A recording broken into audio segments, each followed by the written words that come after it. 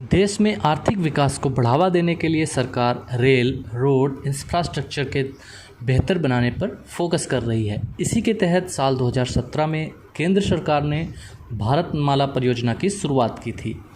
इस प्रोजेक्ट के तहत सरकार देश में सड़कों और नेशनल हाईवे का जाल बिछाएगी। देश में बने सामानों को बंदरगाह तक पहुंचाने में यह परियोजना खासी मददगार साबित होने वाली है और देश की अर्थव्यवस्था, निर्यात व्यवस्था आदि को इससे बहुत बड़ा फ़ायदा मिलेगा।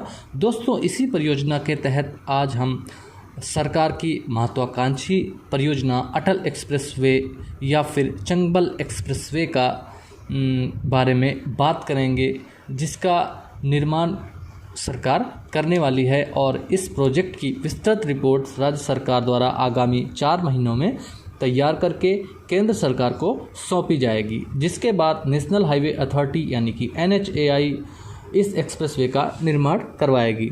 अटल एक्सप्रेसवे के निर्माण के लिए 2771 हेक्टेयर ज़मीन का अधिग्रहण किया जाएगा, जिसमें 1523 हेक्टेयर ज़मीन सरकारी है, निजी ज़मीन 1248 हेक्टेयर है और अगले 3 महीने में इस ज़मीन का अधिग्रहण करने की योजना सरकार बना रही है। इस प्रोजेक्ट के तहत आने वाले 284 हेक्टेयर ज़मीन वन विभाग की है, जिसके लिए सरकार ने इसका प्रस्ताव भेज रखा है।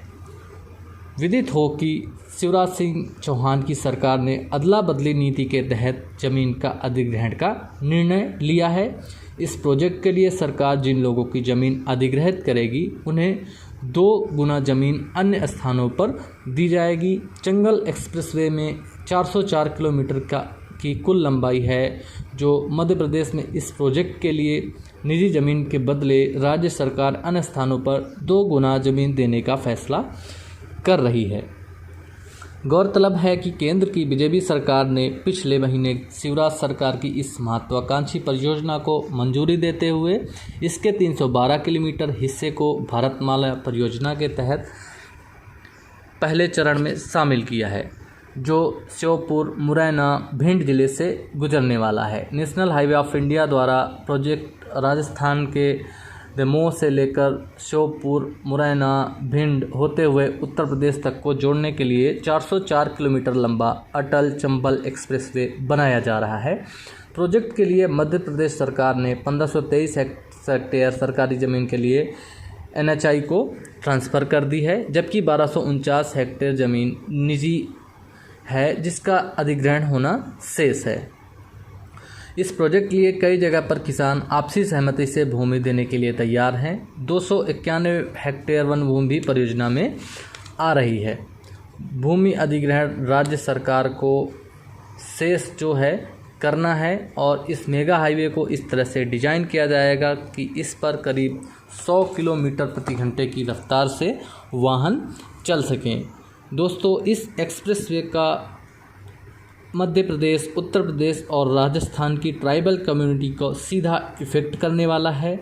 इसके बन जाने से किसानों को अपनी जो फसलों का उत्पादन होता है उसे सीधा बड़े शहरों तक भेजने में आसानी होगी और ये एक्सप्रेसवे 6 लेन का होने वाला है, जिसके किनारे सरकार इंडस्ट्रियल इकोनॉमिक कॉरिडोर्स लगाने की भी सोच रही है। तो दोस्तों, ये रहा अटल एक्सप्रेसवे की पूरी जानकारी और मैं आशा करता हूं कि ये वीडियो आपको पसंद आई होगी। वीडियो अगर पसंद आई है तो इससे अपना प्यार देना ना भूलें और अगर आपको किसी टॉपिक पर दूसरी वीडियो चाहिए तो हमें कमेंट करके ज़रूर बताएं।